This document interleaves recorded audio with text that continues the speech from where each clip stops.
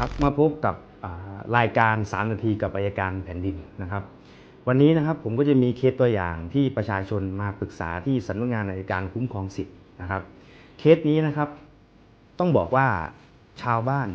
นะครับเจอประจำนะครับเป็นเรื่องของการกู้ยืมเงินนะครับการกู้ยืมเงินเนี่ยผมต้องอธิบายข้อกฎหมายก่อนนะครับการกู้ยืมเงินเนี่ยกฎหมายเขียนว่าการกู้ยืมเงินตั้งแต่ 2,000 บาทขึ้นไปมีหนังสือและมีรายลักษณ์อักษรผู้ให้กู้และผู้กู้ยืมเงินนะครับแต่เคสนี้นะครับชาวบ้านเขาก็ไปยืมจากเป็นบุคคลธรรมดาแล้วกันนะครับผมยกตัวอย่างเช่นเขายืมอยู่ 10,000 บาทแต่ข้อเท็จจริงที่เขามาปรึกษาเนี่ย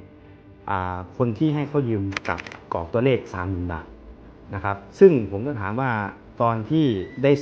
เซ็นเอกสารเนี่ยได้ดูไหมเขาก็บอกว่าดูแต่คนที่ให้ยืมก็บอกว่าเซ็นไปนะครับ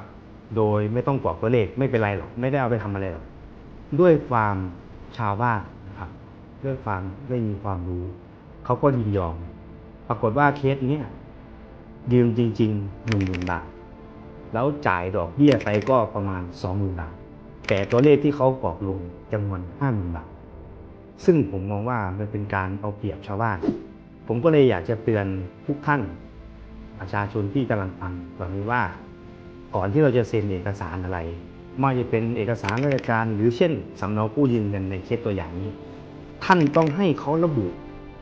ทุกตัวอักษรก่อนที่ท่านจะเซ็นและอ่านดูทุกตัวอักษรก่อนที่จะลงลายมือชื่อเพราะมิฉะนั้นถ้าคดีขึ้นสู่ศาล